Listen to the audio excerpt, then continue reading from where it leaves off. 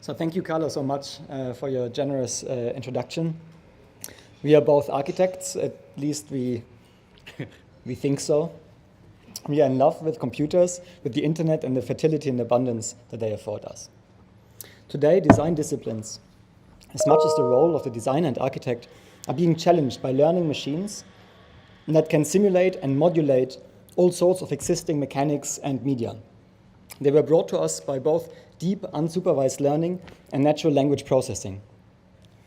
From Wittgenstein, we can learn how to think of language analogous to how an instrument or a game is invented. We are involved in many nested language games, even when we are speaking right now. Together, they form this complex manifold we simply call language. Large language models learned about many of these games through all the worlds that the World Wide Web was able to catch in 2 decades of its existence. Now we have access to them via computers and code, and they allow us to play with these large consolidations of language, not at the speed of our tongues or of our vocal cords, but the speed of registers, logic gates, signal transmission through glass fiber, in short, in light speed. In some way, the sparks of AGI or artificial general intelligence are in the air, as LLMs consolidate both specialist and general knowledge, conserving a snapshot of the world as we know it today. How can we incorporate both programming and natural languages, so to open up new plays on language? How can we collaborate and cohabit the design space with machines that we do not fully comprehend nor understand? How can we step out of limiting ontological distinctions between machine and human to enable something like future LLM-aided design practices? And what new games do they allow to play us? First, we do not want to collapse machine intelligence or human intellect into one or to build hierarchies between them, but established a kind of logistic framework where many of these distinctions and roles can be hosted, and then contracts between different intelligence can be continuously negotiated.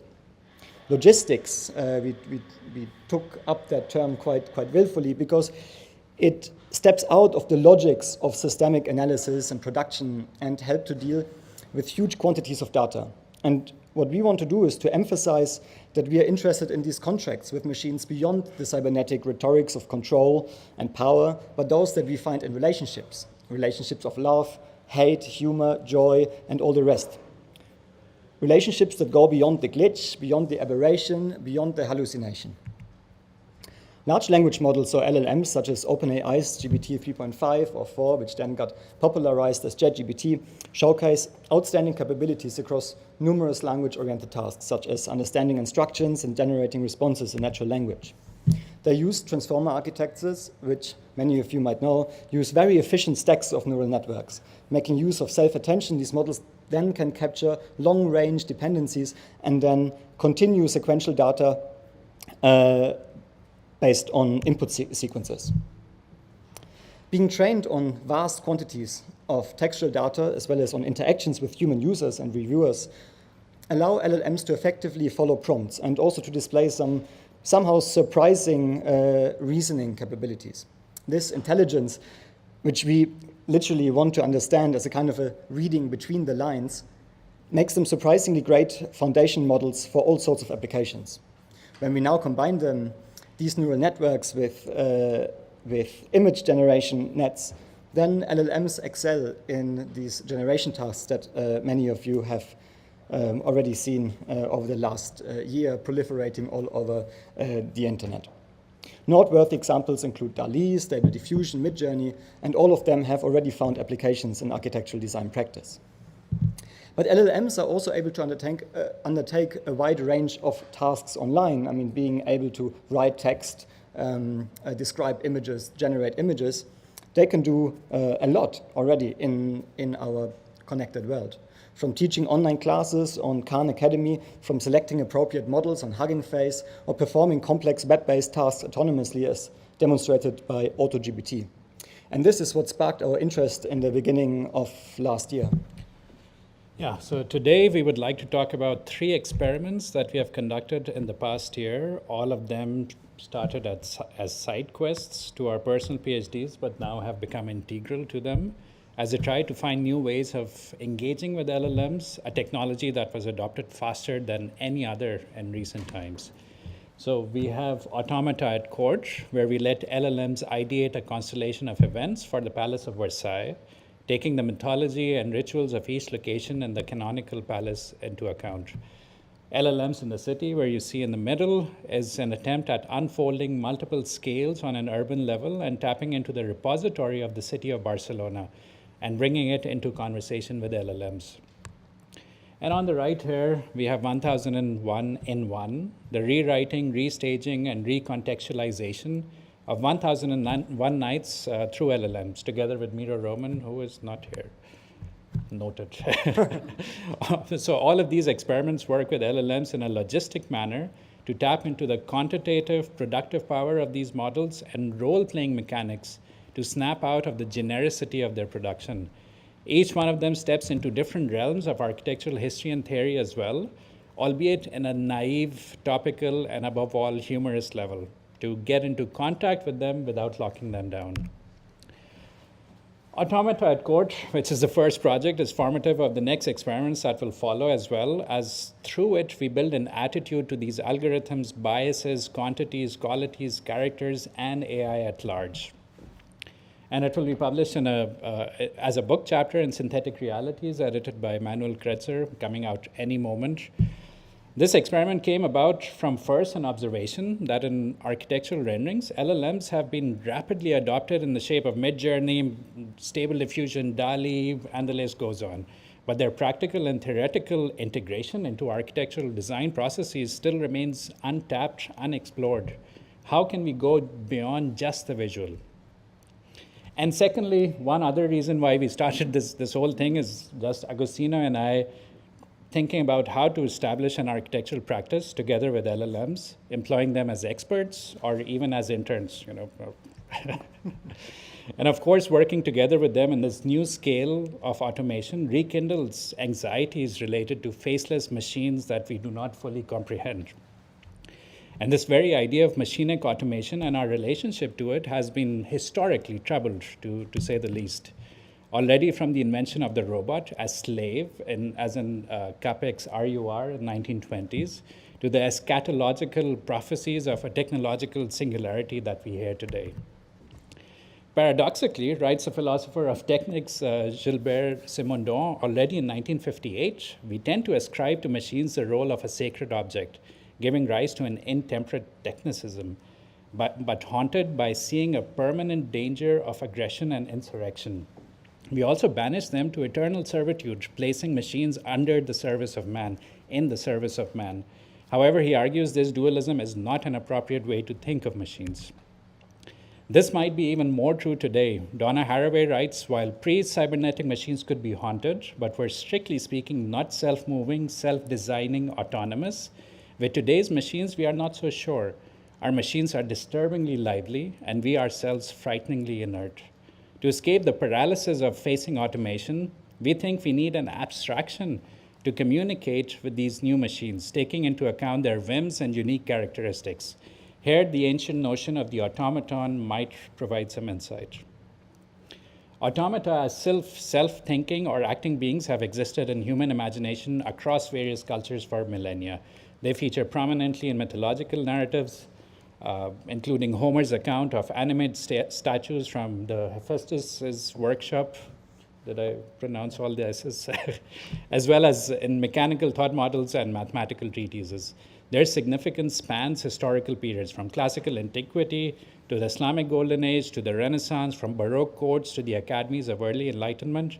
Automata have characteristically appeared within multiple cultures of the world, signifying their cosmology and symbolizing contracts with the state-of-the-art machines of their time, giving a figuration to functional roles such as mechanical timekeepers. They render characteristic behaviors, placing their respective functionalities in a larger philosophical, cultural, and historical setting. One of the most famous automata, the Strasbourg clock that you see here, is much more than a chronometer. Instead, it theatrically stages the cosmic order at work and the mechanical philosophy through the dramaturgy of the technological spectacle. By addressing abstract questions throughout history, from Al-Jazari's elephant clock to John Conway's game of life, automata do much more than just link technological innovations to the past. We propose to think of automata less as anthropomorphic personifications of automations, like robots, but more as embodied characterizations of constellations of technologies.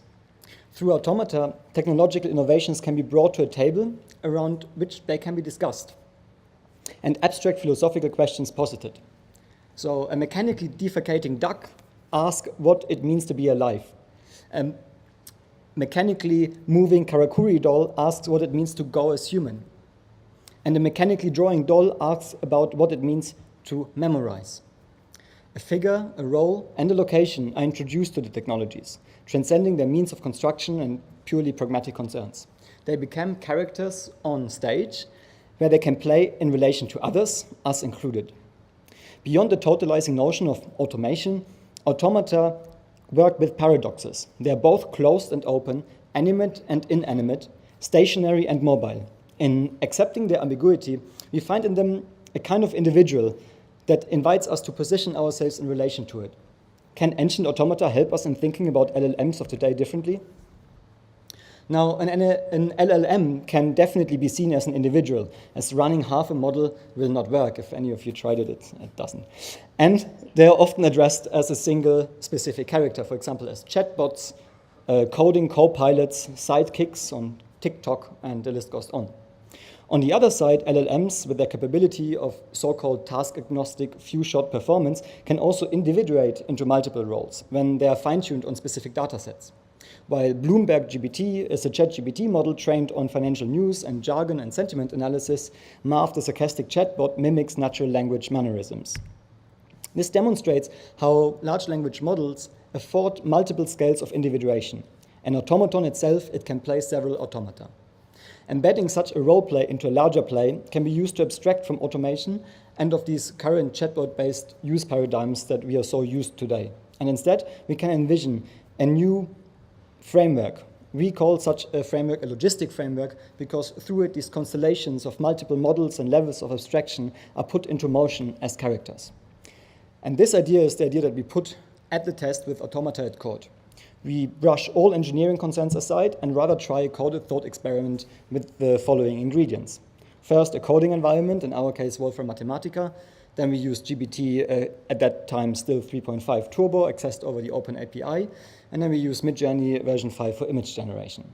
We are deliberatively going for the most performative public models to abstract away and not get sucked into like engineering optimization rabbit holes.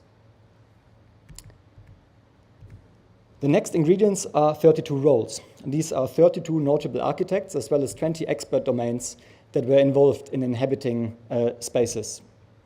Then 32 places picked from the Palace of Versailles as speculative sites, and 32 motifs reflecting historic notions addressed by automata. And finally, we have one table serving as a receptacle for all the generated contributions stored as a digital spreadsheet. Yeah, whether for logic or multiplication, for recording movements in the Babylonian sky, managing the construction of pyramids, or planning novels, as in the case of James Joyce, the table serves as the format for the logistic framework of our experiment. It is both the dinner table and the multiplication table. It is the place where we come around to talk, to draft, to drink, to eat, to record, to document, to fight, and much more. We embrace the myriad instrumentality of the table.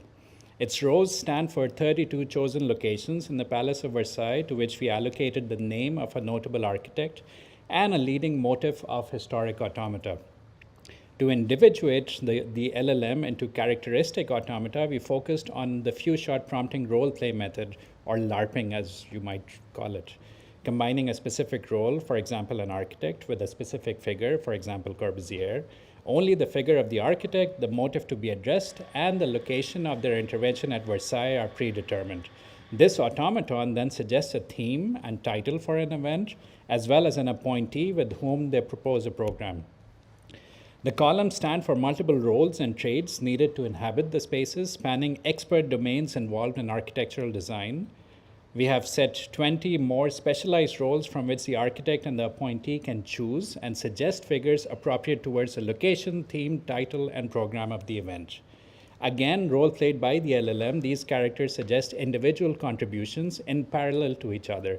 covering different facets of the space, including visual, for example, an artist, sculptors, gustatory, chef, olfactory, perfumer, auditory, musician, and tactile interior designer or textile designer. All the cells are then algorithmically filled by the LLM following a cascade of prompts. To further concretize the textual outputs, we chose Midjourney version 5, as Agostino mentioned, which comes with its own set of challenges. The full detailed descriptions were too extensive for Midjourney, so we kind of tried to invent a formula for that. The LLM enacts yet another role as a prompt engineer for image generation. GPT-4 was tasked with synthesizing 32 texts describing each room into concise and targeted prompts following a given formula. The latter focuses or forces the LLM to identify the most relevant information for a visual representation of space, while also assigning weights that can be interpreted by Midjourney's interface.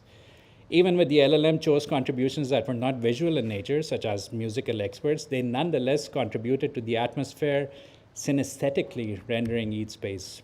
The Palace of Versailles serves as the setting for our thought experiment. It is a place of absolute power and a kaleidoscope of knowledge, of exuberance and restraint.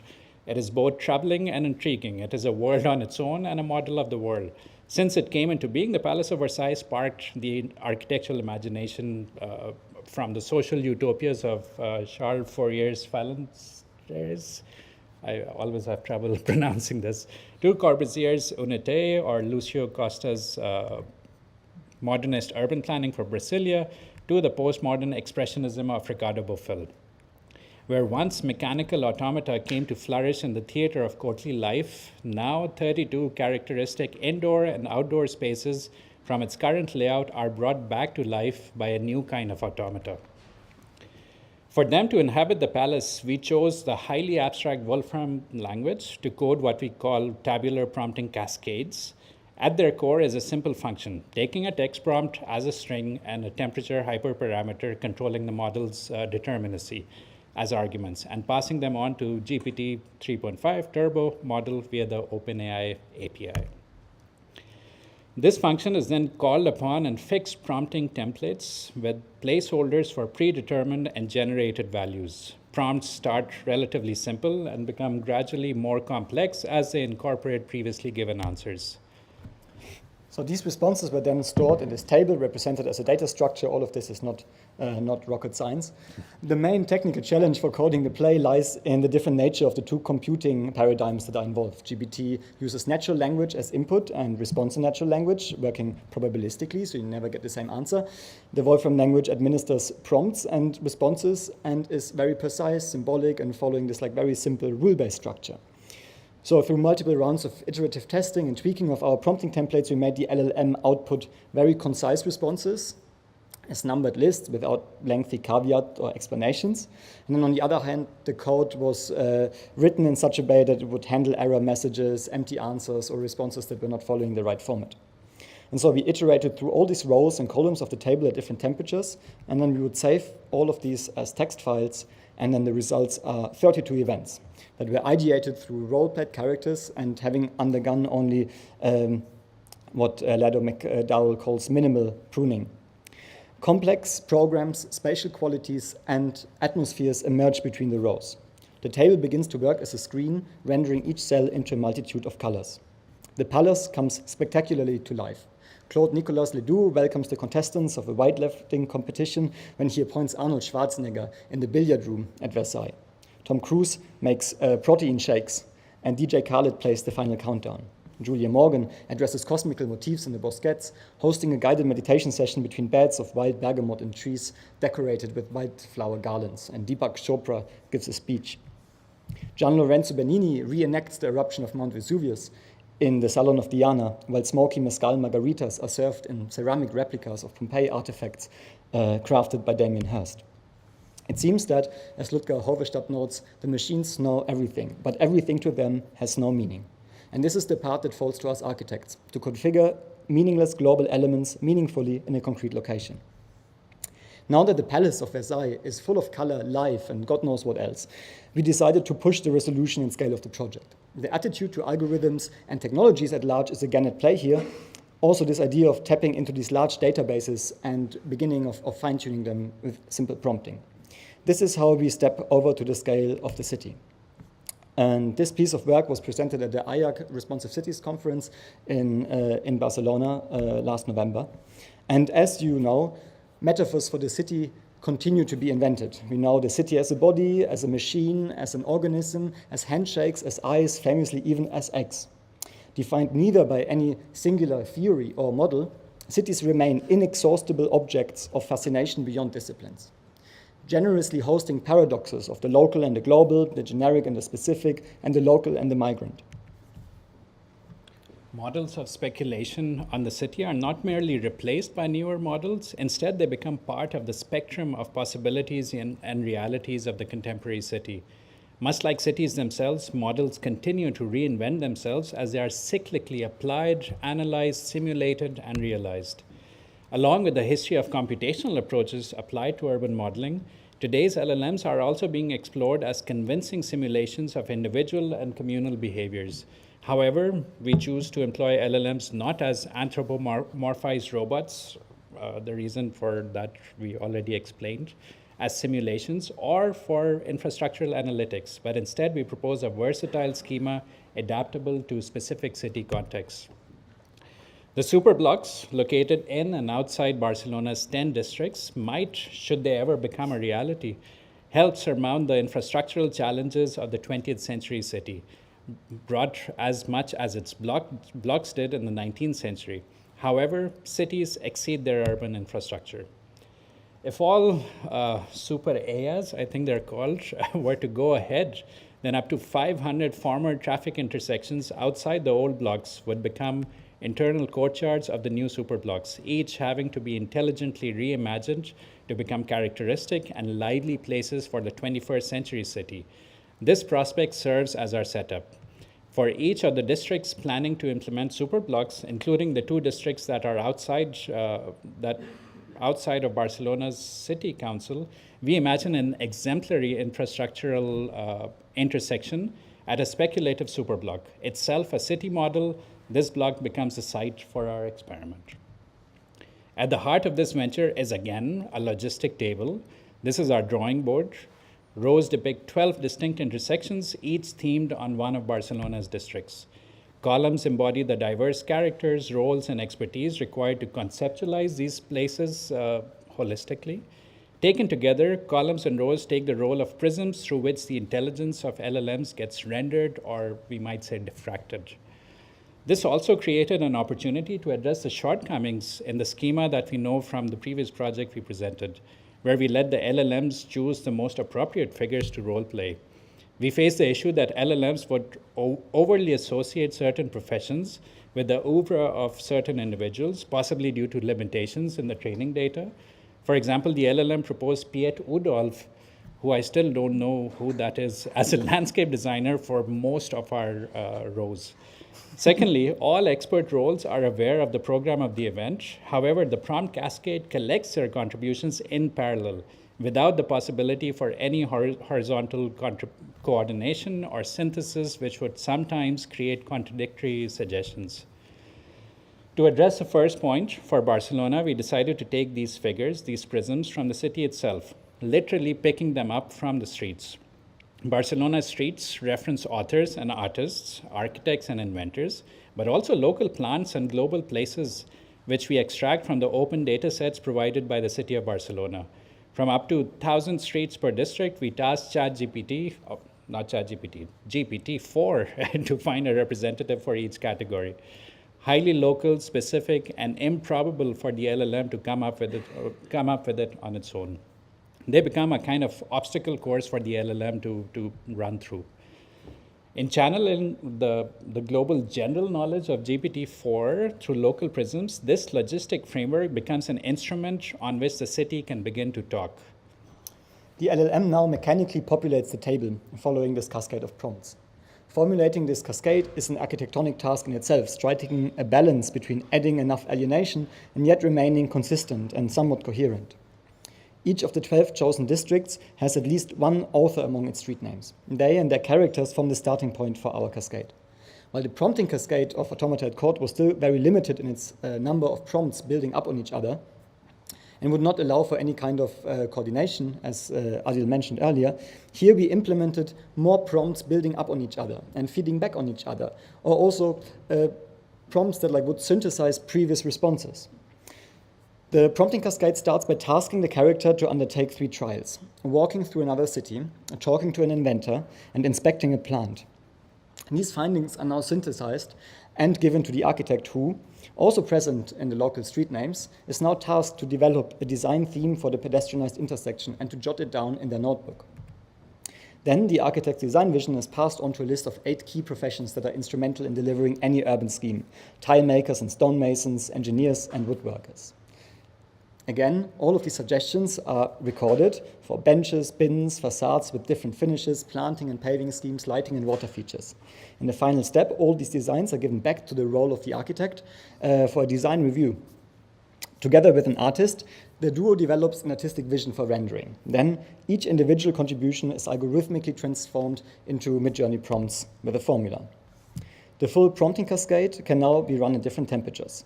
Midjourney can synthesize all these contributions, as we had it in Automata at Court, into these tangible impressions that make it a multimodal model that can generate really a lot of different flavors for each intersection. After reviewing all variations for all 12 proposals, we consolidated the most interesting options into urban mood boards for each superblock, accommodating different scales. Now, characteristic planting schemes complement intricate tiles, adorn facades, frame a new city square fitted with bespoke elements. Together, they form a possible urban imaginary for a city that had the opportunity of playing its own inventory, a probable constellation of improbable moments, a section of a model city arising from a language model. Around and on this table, bodies of knowledge converse with others. In Nubaris, Platero the donkey from the corpus of Juan Ramon Jimenez communicates with the entirety of quantum mechanics and the oeuvre of Antoni Mias, virtually establishing lateral connections. The logistic frameworks hosting these conversations, however, are very agnostic towards the intelligence that is at work behind them. Columns can be reviewed and curated by human professionals who can also complement, alienate, or delete single suggestions, or play certain roles exclusively. And this works on paper as much as on screens. In this way, the hypothetical superblock becomes itself a model of how to generate and facilitate public discussions. Done in light speed, its outcomes allow the staging of public debates where possible, and probable perspectives can be opened up. One can hopefully imagine how a citywide conversation can begin on the back of this instrumentation. So we've traveled from Versailles to Barcelona, and now we step into yet another world, the world of 1001 in 1, which we developed together with Miro Roman, who is not present here, noted again. An exhibition, a book, a scenography, and a party, articulated out of 1001 Nights, or Arabian Nights as it's sometimes called, which in itself is a large language model of sorts. As per tradition, we also published a text on it in the last edition of Trans Magazine. 1001 in 1 taps into the tradition of framing stories, a literary device that consolidates disparate stories, packaging them, encapsulating them through the invention of characters that can then narrate them. The Decameron, Canterbury Tales, Hazar Afsane, even the Odyssey and the Mahabharata employed this compositional trick to bring together folklore. Stories hosting stories. This collected folklore can then be colored through the temperament of the characters telling and receiving the stories. It also introduces a temporality. Some stories are told over the course of a night, and some might take many days to tell. No edition of 1001 Nights contained 1001 stories. For the time, it was purely a large number, the navigation through an unfathomable quantity, like Google today. It also introduces locations, performing like a theater, where stories from any time can be told and retold on a new stage, like this one in late 2023. It all happened on one night with all the people we know, at least invited, and quite a few showing up. 8 large LED screens. A table faces a window, domesticating the industrial laundry space that was assigned to us. A physical dimension is introduced to the ephemeral stories. A new story unfolds. The schema here works sequentially and in parallel. Past responses partake in future prompts. The table knows the window knows the place, and the place knows the time. A daytime of choreographed computation projects an image rendered in natural language. Each row, each pixel harboring formulaic imaginaries for Midjourney to be written in RGB. We sit down with our characters and go through a final round of selection, attempting a harmonic whole between sets of differently tempered texts and fourfold of images. As we hit enter, the most powerful LLMs today soul search their latent space to resolve improbable tasks along our obstacle course, taking each of Scheherazad's nightly tales as a seed. Texts are rewritten, characters cast, places located, windows opened, tables set, objects chosen, songs selected, and flowers picked to enact a new scenography. A space of synchronicity sets the stage and is set on stage. Soon, a new time of the day will bring us to a different place. Every 30 seconds, the scene changes from sunrise to sunset. Every 9 minutes, a solar cycle ends, and all its recycled stories flash by in an instant. The flicker stops, a new track plays, a new day begins. We are again at sunrise. This latent logistics runs through our own unique databases. So this includes our chair's very own corpora, notably Xenoteca and Paradiso. And these resources, they guide the interactions that we have with these kind of AGIs. Xenoteca paired with ChatGPT directs the text and narratives, infusing them with distinct flavors and styles. Paradiso, paired with Midjourney, influences the coloring and direction of images with its cinematic content. Both of these databases are private, valuable, adaptable, and also consciously biased. The commonsensical world of concept art and endless fan fiction shift when influenced by the works of hand-picked writers, directors, characters, and artists. A carefully crafted optics alters probabilistic predictions, guiding responses. All 1001 newly rewritten and staged nights then came together in a massive book, presenting itself as a new light edition of 1001 Nights. A new edition of an ancient tale brought to life once again. 1001 also conceived a table, which you can see there. The screens utilized at the exhibition in Zentralwäscherei now are hosted by another much smaller frame, the AnyTable. It's electric, it's alive, and you can just plug it in. It was designed and produced together with Guo Zifong and Studio Nuvolari and was showcased now at Drop City at this year's Milan Design Week. And we also made a new tablecloth for it just for today and tomorrow. Our experiments showed that where long single prompts to an LLM would result in fairly predictable and generic results, our table-based schemata and coded prompt cascades allow the LLM to develop way more detailed and specific responses that are infinitively replicable for different places, cities, books, you name it. Of course, human individuals and their work and all language games they ever played enable the present and future workings of LLMs. They contain, as Gilbert Simondon might put it, human reality, human gesture fixed and crystallized into working structures. However, our three experiments provoke us to reflect on how we might think of new forms of collaboration across intelligences, whether residing in humans or machines. While we, as architects, did not design a single artifact in all of this process, abstracting away from these common usage paradigms of ChatGPT or Midjourney allowed us to discretize LLMs into discrete roles. By inventing schemata, identifying decisions, we could then make selections from a whole sea of characteristic outputs. So in this sense, these logistic frameworks don't replace neither the event or city planner nor the architect, but rather augment their possibilities and capabilities by establishing conceptual communication with other characters, be they artificial, natural, or even human. Here, intelligent teams are at work. With Gilbert Simondon, we can say that on the one hand, the architect becomes the permanent coordinator and inventor of the machines that surround her. On the other, her presence to machines is a perpetuated invention. Tables host and record the theater of the project. A vivid conversation takes place between language as instrument and language as invention, between the role-playing architect and the architect as role-play. Thank you very much for your attention.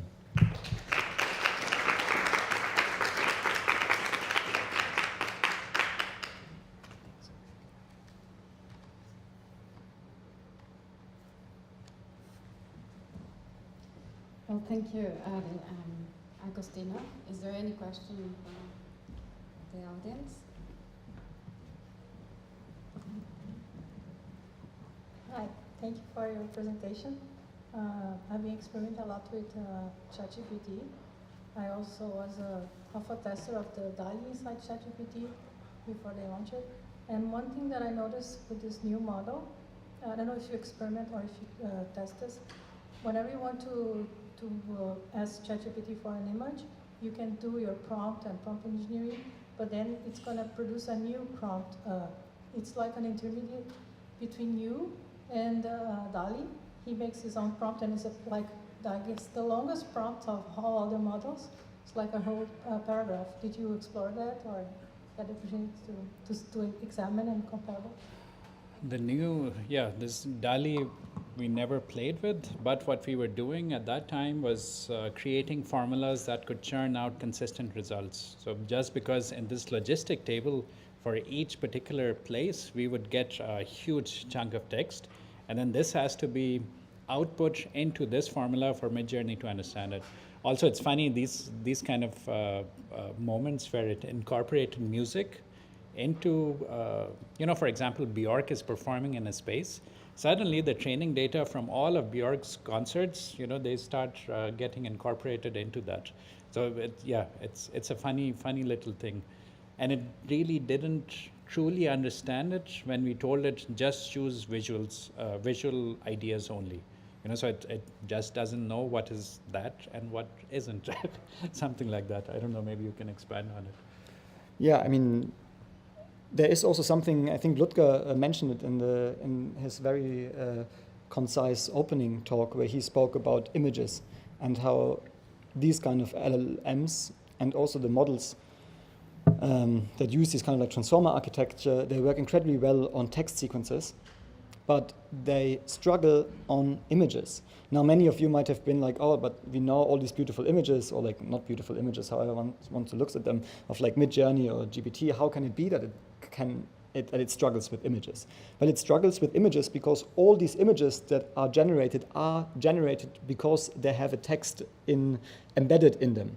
If you would take that text component out, Midjourney would really struggle to develop anything. It would just simply not work. So like the kind of this latest generation of AI that works on LLMs, they are so incredibly powerful and so incredibly contextual because they work on language. You strip the language component out, and you struggle in developing images with them. Now Sora, this is the film movie. Yeah. They explain that it's using transformer technology. That's why it's so good. That's the OpenAI explanation on their side. So it's taking what they used in DALI in ChatGPT, like ChatGPT would produce this long prompt, like the large language model was making the prompts to the image generation, and they wrote that, not very technical, I didn't read the technical part of the paper, but they like explained that they're using transformer technology to do the film. So they didn't publish, we don't know how it works, and it's not even open to the public, but I found it interesting that they appointed that this was the changing moment that they could produce those kind of films. And also, maybe one more thing just to add to that. When these models started coming out, now they're, every day you get a better one that does the same job faster or better, 5 times the speed, this and that. And we were suffering from a lot of FOMO, So it was, how to keep up. And then we were like, okay, let's just step back a little and let's see, is there a possibility for an abstraction that cannot somehow be buried by the performativity of the models that are coming out? So just to kind of explain the motivations for the thing. Yeah, sorry. It's fascinating and super engaging work. And this, my second time seeing at least parts of it, and when I first saw it, I started thinking, okay, well, basically you're breaking down this sort of like monolith of the transformer into a kind of sociology, where you have a series of actors that are sort of interacting with each other to create these kind of like epiphenomenal effects. But actually, I think there's more. I think there's a more procedural logic than that, because actually you have obviously a very specific sort of sequence to the way that these that the results are being generated. You have a structured way in which prompts need to be answered or replied to. So at first I was thinking about this in parallel or in relation to sort of like human-centered design and sort of like the ethnographic research that's often a part of that. And while there are some parallels, there also is this, a probably intentional but sort of like lack of dissent, for example, from any of these actors, right? So it's not as if any of the actors are saying, well, I reject this, or they have debates with each other, or there's conflict. And actually, this is one thing that I'm a little bit curious about: is there a way to think about these kinds of, social ecologies in miniature and simulation as something which actually exposes some of those disagreements or conflicts, or because I think that obviously in the process of collaborative design, that process of refinement and debate is. It's really essential to getting to the sort of like core of the project, to really sort of making it be the most essential version of itself. And so I guess I'm kind of curious if there might be some additional critical elements that actually come into this process to foreground a little bit this the social dynamic, which is sort of incipient but maybe not fully realized yet. I mean, I say all that just really admiring the work and excited to see where it's going. Yeah, maybe I can just begin with with trying to collect these thoughts. It's a funny thing thinking about alienation or dissent or arguments and conflicts within the setup, because by definition it is a probability machine. So even if you introduce an alienation, it will be the most probable one. Or something like that. So it's a weird kind of game. What we tried to do was add these alienations manually. Basically, in all of these projects where we took a red pen and kicked out a few of the contributors or a few of their contributions and incorporated some of our own.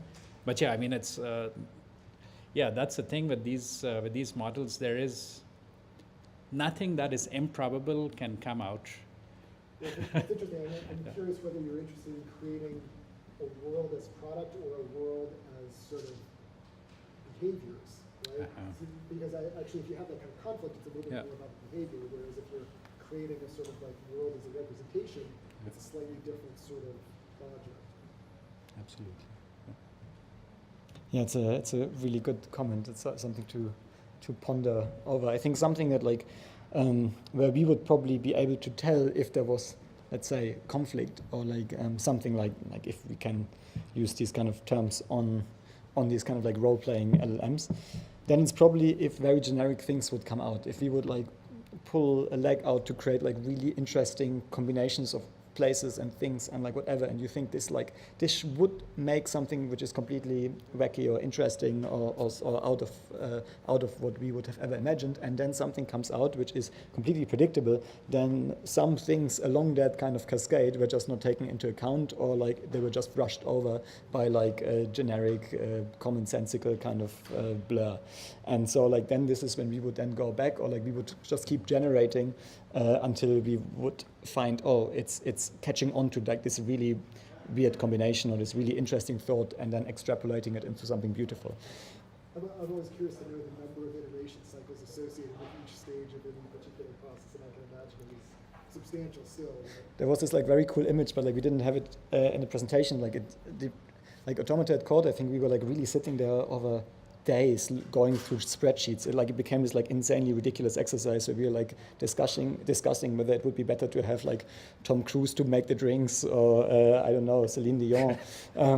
And it was kind of completely insane. And then the second one, LLMs in the city, we just didn't curate anything. We just took the first things that came out, also because we were in a rush. And then the third thing, 1001, we developed like a proper kind of dashboard interface where we would kind of like can choose together, the three of us, the best kind of responses that like would go together. So like we had like a dashboard, and then like from all the 4 possibilities that like Midjourney would give out, we would take one for the flower, one for the window, one for the table. And so we would have this like, I don't know, this element or this moment of bringing these things into proportion, collecting the things that like would maybe create the most interesting space with the most tension, something like this. Maybe I can add something to it. So for the first project, what we did was we ran the whole prompt cascade over 10 different temperatures to change the probability ratio. Let's call it that. And then from those, then we selected each one. So yeah, by temperature 1, ChatGPT goes completely drunk. 1.4. 1.4, it goes drunk and it starts uttering gibberish. And it was roughly the zone between 0.8 and 1.3 that we got the most interesting and not commonsensical responses for that. Maybe that's where the conflict game probably comes along as well, right? Perhaps, yeah. I would like to shift the conversation on to creativity and how we project meaning on top of output. So we were talking about in your talk you had automata and automatic as a pair of concepts that are addressing a similar subject, though from different points of view, complementary but not suppressive from one another. And then it comes to mind the relationship between robots and robota, or at least the idea of having this human and machinic approach to a concept. So here I'm saying this idea of creativity is maybe not part of the robota or the automata, but more on the human. So you are really, like if you think creativity can be a human thing, what will be the automata to that relationship?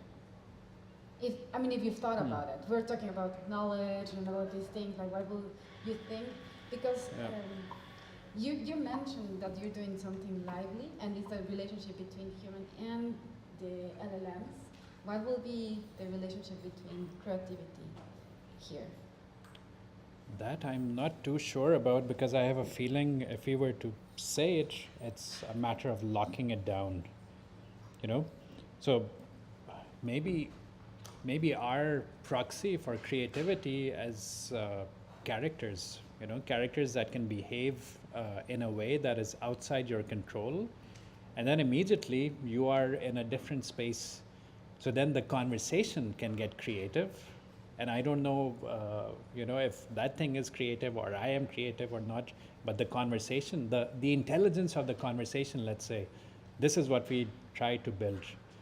But I'm not sure about creativity. I don't know. I don't know. Maybe you neither. I think like in one of the papers we used the term inventiveness rather than creativity.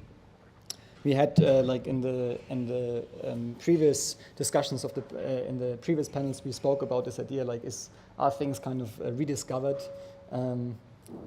invented in that sense from an inventory of existing things, or are they actually coming out of thin air and are actually new? I think when we're dealing with these LLMs, we are probably way more close to this like former kind of idea. All of that stuff is kind of latent in the LLM, and then it's about teasing it out.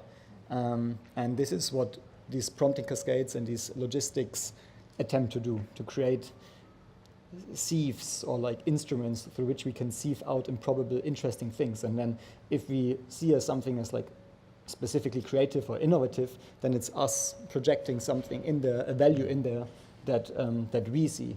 And then that might actually be, if anything, that creative moment. Right. I think we'll just complement this question about these relationship or relations that you were mentioning at the very beginning.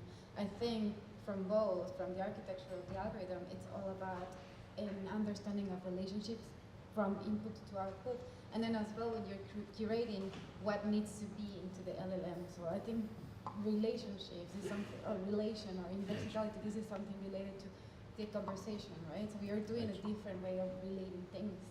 Still, relationships is being built. I don't know if it makes sense. All right. Yes. I'm sure. Other questions?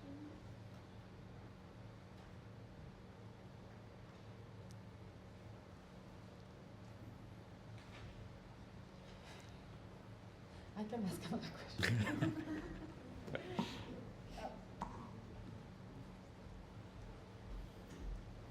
So, you talk about establishing communication, and I think this is something that if you think about if you think about language, so language is one way to encode in the mind and the thinking.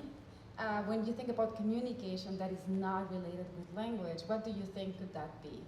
And I think this is what you're building. I mean, I'm reading on your work, and I think that's what you're doing. So it will be very nicely for you to explain what is this communication happening on all of your different projects that you show. It's not only about text. That's what I want to emphasize. No, but this I think ties nicely back to your earlier question about creativity. So this the presence, or not even the presence, let's say the imbuing of life into things which are not human. This is that moment of communication, I feel. This is how we can talk to something without using it purely as a tool, without using it purely as something that follows our orders. So it's I think that's the thing. So it's a weird kind of animism, if I were to call it that. That we try to imbue these things with, thereby characterizing them, making them into characters, or casting figures out of this generic data set. Yeah, that would be the birth of this kind of communication, I feel. I think maybe also in terms of communication, something is to be added about this possibility of unlocking another level in which these interactions can take place. Like if we are, like all of these things that we have seen with these kind of LLMs, we did because like we created this like very simple, very crude level of abstraction on top of this like very intricate and very well trained and massive LLM. And by establishing this kind of like second level of abstraction, suddenly things could arise that like would not be able to arise if this thing would just be left alone. So like by opening up the second level, one could also say like, it's like an encoding or decoding bridge or something like this, an obstacle that like we are dealing with. That's where like something like communication can arise. And I think this actually ties back a bit to like what we started with, like Wittgenstein, the idea of the language game and language, right? Like it's a possibility of, the idea of thinking of a language game means that there's a possibility of stepping out of language. And this is where really the exciting and liberating idea comes in his philosophy, I think. Yeah, to imagine a language is to imagine a form of life. So we can replace, I think, communication and language. If we are with language games, I think that is communication, right? I think it's finding a shared value. That's what communication really is. It's us all agreeing on something to have the same meaning. And I think that's also why you started with things we recognize in terms of Versailles or Corbusier, these sort of things that have a certain meaning to all of us, maybe slightly different way. But then through this sort of mixing process, they start to gain a life that is reinterpreted. I think the word sifting actually is good. But I think it's really just coming back to the notion of redefining a value system through this communication process. So I think what's the most interesting thing about the project is really trying to communicate, right, all the intricacies of the models, right, to us, right, in this way. So. Thank you. All right. Is there any last question? Just as a curiosity, did you try to make a custom ChatGPT? And how long do your conversations last? Because I tend that when the conversation is too long, it can kind of get lost on the responses. I mean, we never worked like everything like we did was with like the API. So like we never had access to like the I don't know, the token ends and these kind of things that you would have if you would chat with GPT. Because like the whole point of this was trying to get out of the chatbot paradigm. So like not chatting to that paradigm, but kind of automating the chatting part and work at another level of abstraction by creating these schemata. So like we don't really know about how much context these models were able to keep. It's just that through each one of these cascades, the previous results were compressed back and back again. So it always kind of took the most important parts of the previous conversation, and through that we can somewhat continue this thing without losing too much. So I enjoyed the conversation very much, and I thought you did a great job adding some humor and history and context to the whole AI discussion. I just have a small question. Why Julia Morgan holds a yoga retreat? Did you choose it? No. Or that's the first thing that came out? Because is it about biases of women architects in general? Right. Which I thought was kind of interesting. She's not making the volcano explode. So how much biases still are present today?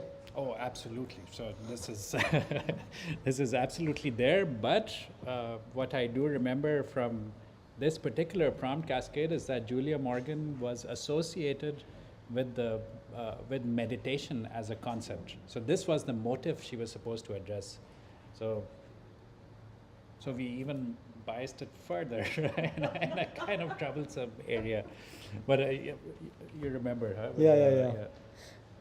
I mean, I think, but this is then also interesting because this is like, we can also think of this kind of like table or like the outcomes of the table as a kind of a screen, right? So like you see how this like model performs in all of these things. So it renders all of these things as they are. So if these biases are latently present, this kind of screen is a possibility of making them visible and addressing them as we are doing right now.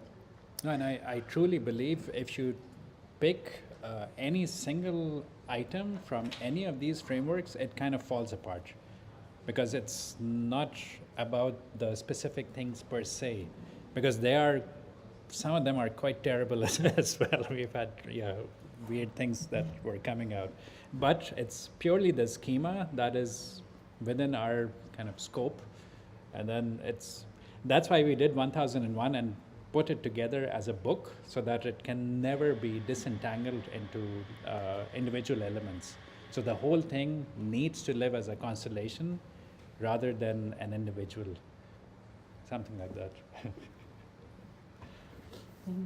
Yeah.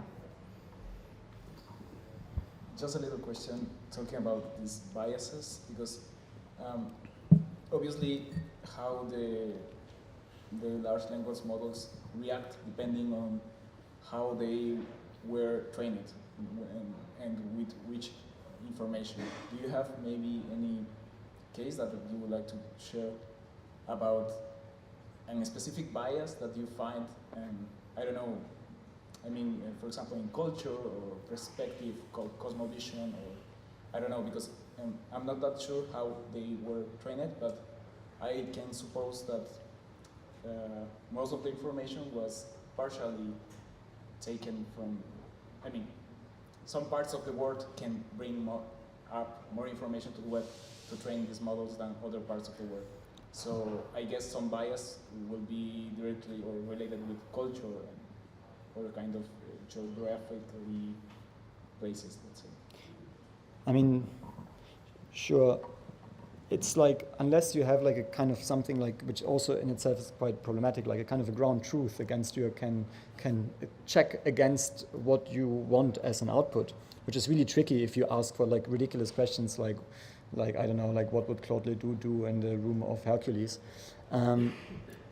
then it's very tricky to find out where exactly like a bias might lie. I think something that like we saw and we had to address was this fact that Pete Udolph came up all the time for landscape. So like this is clearly something that like Pete Udolph probably got a lot of recognition on ArcDaily, and since then like whenever GPT thinks of landscape architects, it thinks of Pete Udolph, and so this was something where like we would have to intervene every now and then. But I think this is also this exercise of playing with the schema. In a way, the schema allows the LLM to kind of, it's like to do things that are improbable. Like, despite we're not touching the model itself, and like all the biases that like it also needs to some extent are in there, we kind of force it to go out of its comfort zone with all of these things. And by doing that, we can see how it performs, and we can also push the boundaries of what it's able to do. And I think this is the level of interaction that we went to with this project. I think like we didn't try to systematically, identify biases, also because this is like outside of the scope of our research, and it would require a completely different approach.